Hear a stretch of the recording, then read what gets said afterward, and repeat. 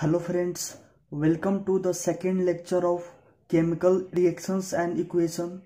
This is the first chapter of class 10 science और इस chapter को हम केमिस्ट्री के फर्स्ट चैप्टर के रूप में पढ़ रहे हैं।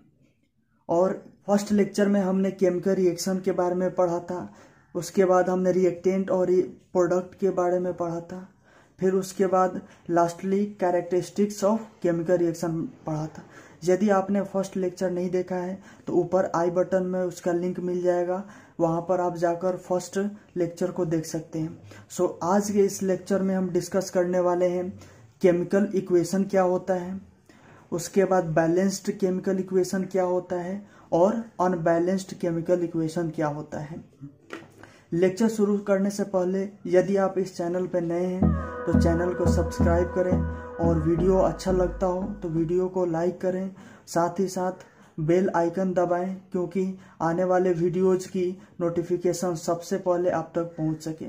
इस चैनल पर आपको क्लास 9th और 10th दोनों क्लास की साइंस सब्जेक्ट का पूरा वीडियो फिजिक्स, केमिस्ट्री और बायोलॉजी का चैप्टर वाइज आपको मिलेगा, जो कि आपको अपने एग्जाम के प्रिपरेशन में काफ़ी मदद करेगा।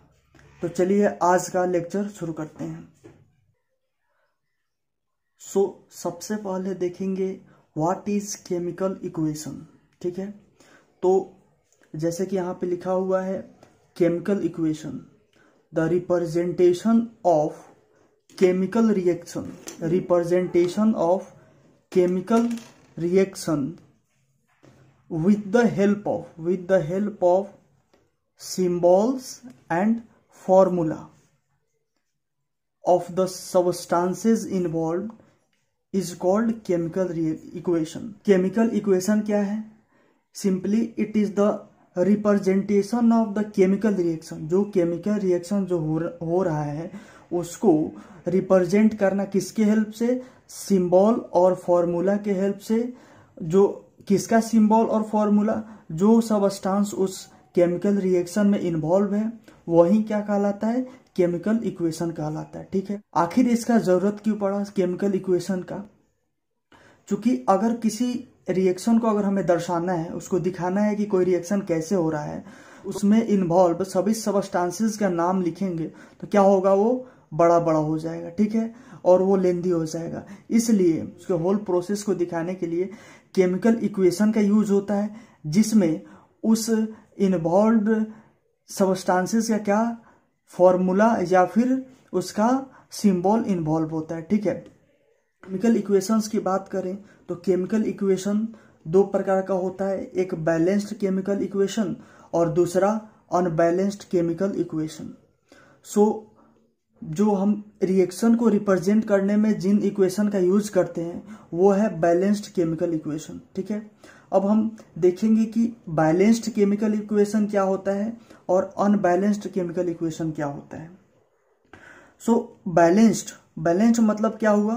केमिकल इक्वेशन का मतलब है वैसा केमिकल इक्वेशन जिसमें रिएक्टेंट और प्रोडक्ट दोनों साइड में जो number of elements involve in the reaction बराबर हो। मतलब कि जो भी एलिमेंट्स इन्वॉल्व हो उसका संख्या दोनों तरफ, रिएक्टेंट साइड में और प्रोडक्ट साइड दोनों में बराबर हो। ठीक है, वहीं अनबैलेंस्ड केमिकल इक्वेशन क्या है?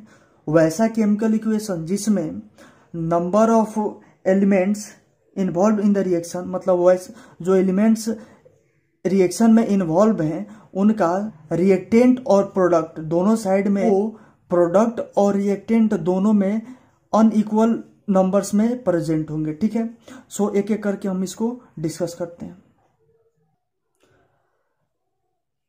सबसे पहले हम देखते हैं बैलेंस्ड केमिकल इक्वेशन। इसका डेफिनेशन क्या होगा? The chemical equation having equal number of atoms, having equal number of atoms of different elements in the reactants and product। मतलब कि जो भी एलिमेंट्स रिएक्शन में इन्वॉल्व है उसका रिएक्टेंट और प्रोडक्ट में नंबर क्या होना चाहिए? इक्वल होना चाहिए। ठीक है, तो उसको एग्जांपल के थ्रू देखते हैं। जिंक जो है वो रिएक्शन किससे कर रहा है? H2SO4 सल्फ्यूरिक एसिड से और क्या बना रहा है यहां पर zinc sulphate plus hydrogen gas क्या हो रहा है, लिबरेट हो रहा है। ठीक है, अब देखिए कल हम अगर चीजों को इंटरलिंक करके पढ़ेंगे तो ज्यादा मजा आएगा। कल हमने पढ़ा था कैरेक्टरिस्टिक्स ऑफ केमिकल रिएक्शन में क्या है कि केमिकल रिएक्शन का एक कैरेक्टरिस्टिक क्या है, उसमें लिबरेशन ऑफ गैस, गैस क्या होता है, लिबरेट होता है। तो यहाँ पे देख रहे हैं हाइड्रोजन गैस क्या हो रहा है, लिबरेट हो रहा है। ठीक है, तो इस तरह से अगर इंटरलिंक करके पढ़ेंगे तो आगे और पीछे दोनों की बातें क्या होंगी, हमेशा दिमाग में रहेंगी। ठीक है, तो अब यहाँ पर हम आते हैं, इसको देखते हैं। तो जिंक किससे रिएक्शन कर रहा है, सल्फ्यूरिक एसिड से, और उसके बाद क्या प्रोडक्ट बन रहा है, जिंक सल्फेट और हाइड्रोजन। तो अब देखेंगे जो यह इक्वेशन है इस रिएक्शन का, उसमें जो इक्वल नंबर्स ऑफ एलिमेंट्स है या नहीं। ठीक है, तो सबसे पहले हम देखेंगे इधर रिएक्टेंट साइड में, रिएक्टेंट साइड में जिंक हमारा कितना है, 1, तो हम जिंक 1 लिख दिए। हाइड्रोजन कितना है रिएक्टेंट साइड में, H2 2 है। सल्फर कितना है, S, यहाँ पर S, तो 1 लिख दिए। उसी तरह ऑक्सीजन कितना है, O4 4। ठीक है, अब हम आते हैं प्रोडक्ट साइड में। प्रोडक्ट साइड में हम देखेंगे कि जिंक कितना है, इसमें देखेंगे तो जिंक हमको यहाँ पे दिखा, तो जिंक कितना है, 1। उसके बाद कौन सा, हाइड्रोजन, हाइड्रोजन देखेंगे तो यहाँ पे हाइड्रोजन भी क्या है, 2 है, तो यानी यहाँ पर हाइड्रोजन 2 लिख दिए। ठीक है, उसके बाद हम देखेंगे सल्फर प्रोडक्ट में कितना है, तो प्रोडक्ट में सल्फर कितना है, 1। ठीक है, उसके बाद जो सबसे लास्ट है हमारा ऑक्सीजन, उसको देखेंगे प्रोडक्ट में वो कितने नंबर में है, तो उसका भी नंबर इसमें कितना है, 4 है। ठीक है, तो जब हम दोनों तरफ रिएक्टेंट और प्रोडक्ट दोनों में जो डिफरेंट एलिमेंट्स इन्वॉल्व हैं उनका नंबर देखिए कि क्या है, दोनों साइड सेम है। जितना जिंक इधर है उतना ही जिंक प्रोडक्ट में, जितना हाइड्रोजन रिएक्टेंट में उतना ही हाइड्रोजन प्रोडक्ट में, जितना सल्फर है हमारा रिएक्टेंट में उतना ही सल्फर किस में है, प्रोडक्ट में है। तो इस तरह से दोनों साइड जो है डिफरेंट एलिमेंट्स का जो इन्वॉल्व है उनका संख्या क्या है, सेम है। तो यह इक्वेशन क्या है हमारा, बैलेंस्ड केमिकल इक्वेशन। ठीक है, अनबैलेंस्ड केमिकल इक्वेशन को पढ़ने से पहले एक इंपॉर्टेंट पॉइंट नोट करेंगे, वो है कि a balanced chemical equation has equal masses of various elements in reactant and product. मतलब कि जो बैलेंस्ड केमिकल इक्वेशन होता है उसमें जो एलिमेंट्स इन्वॉल्व होते हैं उनका रिएक्टेंट और प्रोडक्ट दोनों में क्या होता है, उनका रिएक्टेंट और प्रोडक्ट दोनों में मास बराबर होता है। ऐसा क्यों होता है, क्योंकि वो बैलेंस्ड केमिकल इक्वेशन में रिएक्टेंट एंड प्रोडक्ट दोनों साइड में इक्वल नंबर्स में प्रेजेंट होते हैं। तो ऑब्वियस सी बात है दोनों साइड में उनका मास भी बराबर होगा। ठीक है, डिस्कस करेंगे unbalanced chemical equation. Unbalanced chemical equation क्या है, the chemical equation having unequal number of atoms, unequal numbers of atom of different elements in the reactants and the product। मतलब सिंपल सा बात है, अनबैलेंस्ड केमिकल इक्वेशन क्या हुआ, यह balanced chemical equation का जस्ट अपोजिट है। इसमें जो नंबर ऑफ एलिमेंट्स इन्वॉल्व होंगे वो अनइक्वल होंगे, किसमें, रिएक्टेंट एंड प्रोडक्ट में। मतलब कि हो सकता है कोई एलिमेंट प्रोडक्ट में ज्यादा हो और रिएक्टेंट में कम हो, रिएक्टेंट में ज्यादा हो प्रोडक्ट में कम हो।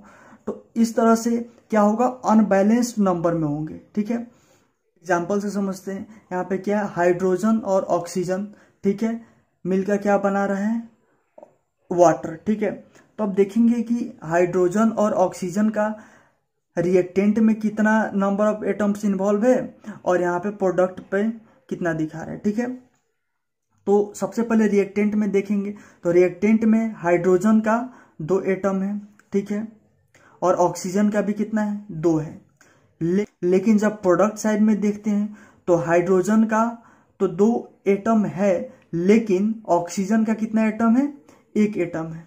तो क्या हुआ कि हाइड्रोजन तो इस रिएक्शन में दोनों साइड में इक्वल नंबर में प्रेजेंट है, लेकिन ऑक्सीजन क्या है, अनइक्वल नंबर में यहाँ पे प्रेजेंट है। रिएक्टेंट में उसका संख्या 2 है और प्रोडक्ट में क्या है, 1। ये क्या हो गया हमारा unbalanced chemical equation. Unbalanced chemical equation का कोई यूज नहीं होता है। अगर कोई अनबैलेंस्ड केमिकल इक्वेशन है तो उसको हम यूज करने से पहले उसको बैलेंस करते हैं।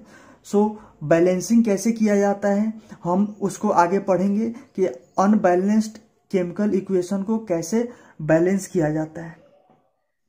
अनबैलेंस्ड केमिकल इक्वेशन में हम नोट करेंगे important point, N unbalanced chemical equation has unequal masses of various elements in reactants and product।